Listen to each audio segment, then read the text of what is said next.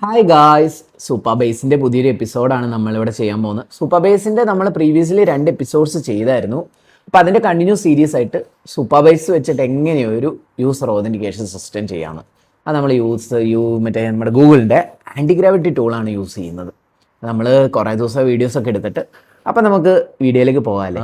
നമ്മൾ പ്രൊജക്റ്റിൽ വന്നു. ഇവിടെ അതേ നമ്മൾ നേരെ നമ്മളിത് ഓൾറെഡി പഠിച്ചിട്ടുണ്ട്. കാരണം നമ്മൾ സൂപ്പർ ബേസിൻ്റെ പഴയ 2 ട്യൂട്ടോറിയലിലും എങ്ങനെയാണ് പ്രൊജക്റ്റ് ക്രിയേറ്റ് ചെയ്യേണ്ടത്, എങ്ങനെയാണ് ഇതേ സൂപ്പർ ബേസ് കണക്ട് ചെയ്യേണ്ടതെന്നൊക്കെ പഠിച്ചാട്ടോ. കണക്ഷൻ സ്ട്രിങ് ഇവിടെ അതേ നമ്മുടെ പ്രൊജക്റ്റ് എടുത്തു കഴിഞ്ഞ് കഴിഞ്ഞാൽ ഇവിടെ ഞാൻ പുതിയൊരു പ്രൊജക്റ്റ് ക്രിയേറ്റ് ചെയ്തിട്ടുണ്ട്. അവിടെ കണ്ട ഓതൻറ്റിക്കേഷൻ്റെ അകത്ത് പ്രൊജക്റ്റ് URLും പബ്ലിഷബിൾ കീയും ഉണ്ട്. ഈ 2 സാധനം എടുത്ത് സൂപ്പർ ബേസ് കണക്ഷൻ സ്ട്രിങ് എന്ന് പറഞ്ഞ് ഒരു ജാവാസ്ക്രിപ്റ്റ് ഫയൽ ഉണ്ടാക്കി അതിന് നമ്മൾ കൊടുക്കണം. അപ്പോൾ ഞാൻ ഓതൻറ്റിക്കേഷനിൽ വന്നു, ആഡ് യൂസറിൽ വന്നു. ഇവിടെ നമുക്ക് ഫേക്കായിട്ടൊരു യൂസറെ ക്രിയേറ്റ് ചെയ്യാം. ഞാനിപ്പം ഒരു ഫേക്ക് ഇമെയിൽ ID ആണ് യൂസ് ചെയ്യുന്നത്. ജസ്റ്റ് ഒരു യൂസർ നെയിം ആയിട്ടാണ് ഞാനിതിനെ കൺസിഡർ ചെയ്യുന്നത്. നിങ്ങൾക്കിവിടെ വേണമെങ്കിൽ 2FAT ഇത് മറ്റേ കൺഫർമേഷൻ മെയിൽ വരുന്ന രീതിയിലൊക്കെ ചെയ്യാൻ പറ്റും. അപ്പോൾ നമ്മളിവിടെ യൂസർ പാസ്വേഡൊക്കെ കൊടുത്തു. ഞാനിവിടെ സൈനപ്പ് കൊടുക്കുന്നില്ല. നമ്മൾ ഓൾറെഡി ഒരു യൂസറിനെ നമ്മളിതിൻ്റെ ഈ ഒരു ഓതൻറ്റിക്കേഷൻ്റെ അകത്ത് ക്രിയേറ്റ് ചെയ്ത് വെച്ചിട്ട് ആ യൂസറിനെ എങ്ങനെയാണ് നമ്മുടെ ലോഗിൻ ഫോം വഴി എങ്ങനെയാണ് ഓതൻറ്റിക്കേറ്റ് ചെയ്യുക, അങ്ങനെ ഓതൻറ്റിക്കേറ്റ് ചെയ്ത് കഴിഞ്ഞ് കഴിഞ്ഞാൽ എങ്ങനെയാണ് ഡാഷ്ബോർഡ് ആക്സസ് ചെയ്യുക എന്നുള്ളതാണ് നോക്കണം. ഇവിടെ നമ്മൾ പുതിയ മോഡലാണ് യൂസ് ചെയ്യുന്നത്. ഇവിടെ നമ്മളൊരു കോഡ് കൊടുത്തിട്ടുണ്ട്, create A beautiful responsive user authentication എന്നും പറഞ്ഞ് നമ്മളൊരു സാധനം ക്രിയേറ്റ് ചെയ്യാൻ വേണ്ടി കൊടുത്തേക്കുവാണ്. അത് ജനറേറ്റ് ചെയ്തുകൊണ്ടിരിക്കും കേട്ടോ കോഡ്. ഇതെല്ലാം പഴയ ക്ലാസ്സിൽ 2 ക്ലാസ് നമ്മൾ എടുത്തിട്ടുണ്ട്. പഴയ 2 ക്ലാസ്സിൽ നമ്മൾ കറക്റ്റായിട്ട് ഇത് എന്തൊക്കെയാണെന്നുള്ളത് പറഞ്ഞിട്ടുള്ളതാണ്. നിങ്ങളത് നോക്കിയാൽ മതി.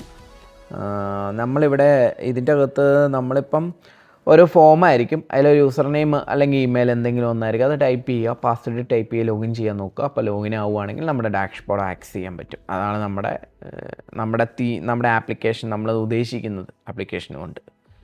ഓക്കെ, അതിപ്പോൾ ക്രിയേറ്റ് ചെയ്തുകൊണ്ടിരിക്കുവാണ് ഓരോന്നായിട്ട് കമ്പോണൻസ്. ഇത് കുറച്ച് ടൈം എടുക്കും. പിന്നെ ഇത് MB റൺ ബിൽഡ് അത് ഓട്ടോമാറ്റിക്കലി ബിൽഡ് ചെയ്യുവാണ്. ഇനി ബിൽഡായ ശേഷം നമുക്കത് റൺ ചെയ്ത് നോക്കാൻ പറ്റും. ഇവിടുന്ന് തന്നെ NPM റൺ ഡെവ് ഉണ്ട്. ഞാനത് മറ്റേ നമ്മുടെ ടെർമിനലിലേക്ക് കൊടുക്കുക കേട്ടോ.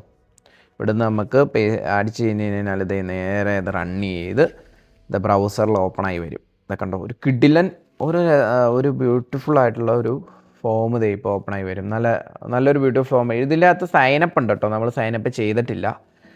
കാരണം നമ്മൾ ഓൾറെഡി സെറ്റ് ചെയ്ത് വെച്ചിരിക്കുന്ന നമ്മുടെ ഓതൻറ്റിക്കേഷനിൽ സെറ്റ് ചെയ്ത് വെച്ചിരിക്കുന്ന ഒരു ഇമെയിൽ IDയും പാസ്വേഡുമാണ് നമ്മളിവിടെ കൊടുത്ത് നമുക്ക് സൈൻ ഇൻ ചെയ്യുന്നത്. DBയിലുള്ളതെന്ന് വേണേൽ പറയാം.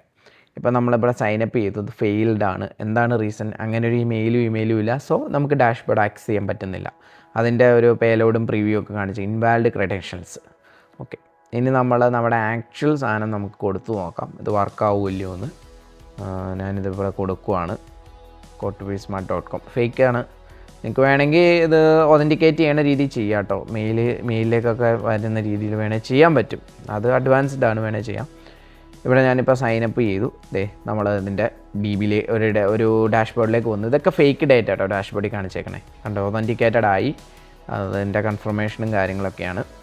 അതിൻ്റെ റെസ്പോൺസ് കണ്ടോ വന്നിരിക്കുന്നതാണ്. അതിൻ്റെ പ്രിവ്യൂ കാണിച്ചിരിക്കുന്നതാണ് ഒതൻറ്റിക്കേറ്റ് ആയതായിട്ട്.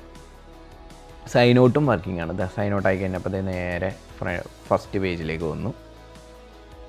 സിമ്പിളായിട്ട് കണ്ടോ, ഒട്ടും സമയം എടുത്തില്ല. വളരെ സിമ്പിളായിട്ടാണ് നമ്മളിത് ആൻറ്റി ഗ്രാവിറ്റി വെച്ച് ഇത് ഇംപ്ലിമെൻറ്റ് ചെയ്തത്. നിങ്ങൾക്കൊരു പ്രൊജക്റ്റ് ഉണ്ടെങ്കിൽ നിങ്ങൾക്ക് അതിൻ്റെ അകത്ത് നിങ്ങൾക്കൊരു ഓതൻറ്റിക്കേഷൻ ചെയ്യാനുണ്ടെങ്കിൽ, എന്തെങ്കിലും ഒരു ഡേറ്റ ഓതൻറ്റിക്കേറ്റ് ചെയ്യുന്ന രീതി ചെയ്യണമെങ്കിൽ സിമ്പിളായിട്ട് നിങ്ങൾക്കൊരു ഫോം ചെയ്ത് നിങ്ങൾക്ക് ചെയ്യാൻ പറ്റും. വളരെ സിമ്പിളാണ്. ഞാൻ സൈനപ്പ് ഞാൻ എടുത്തു കളഞ്ഞു, കാരണം നമുക്കതിൻ്റെ ആവശ്യമില്ല. ഇതിൻ്റെ അകത്ത് യൂസേഴ്സിൻ്റെ അകത്ത് നമ്മൾ സെറ്റ് ചെയ്ത് വെച്ചിരിക്കുന്ന സാധനങ്ങളാണ് അതിൽ വരുന്നത്. നോക്കിക്കേ, ഇതിൻ്റെ അകത്ത് തന്നെ സീറോ ഓത് ആപ്സ് ഉണ്ട്. സീറോ ഓത് ഉണ്ടല്ലോ. പിന്നെ അതുപോലെ നമ്മുടെ ഇത് apple login, Microsoft login, Google login, LinkedIn login, Facebook login, ഓരോ തേർഡ് പാർട്ടി മൊഡ്യൂൾസ് വെച്ചുള്ള ലോഗിൻസും കാര്യങ്ങളൊക്കെ ഉണ്ട്. അതൊക്കെ നമുക്ക് വരും ക്ലാസ്സുകളിൽ നോക്കാം. അതിൻ്റെ എല്ലാ ലോഗിനും ഓതൻറ്റിക്കേഷൻ്റെ അകത്തുണ്ട്. ഇത് മാത്രമല്ല ഉള്ളത്. ഇതിപ്പോൾ ജസ്റ്റ് യൂസർ നെയിം പാസ്വേഡ് ലോഗിനാണ് നമ്മളിന്നിവിടെ കാണിച്ചേക്കുന്നത്. ഇതല്ലാതെ ഒരുപാട് ടൈപ്പ് മെത്തേഡ്സ് ഓഫ് ലോഗിൻസ് ഉണ്ട്. അതിനാണത് ഇവിടെ കൊടുത്തിരിക്കുന്നത്. ഓക്കെ, ജസ്റ്റ് ഒന്നും കൂടി ചുമ്മാ ലോഗിൻ ചെയ്യുവാണ്.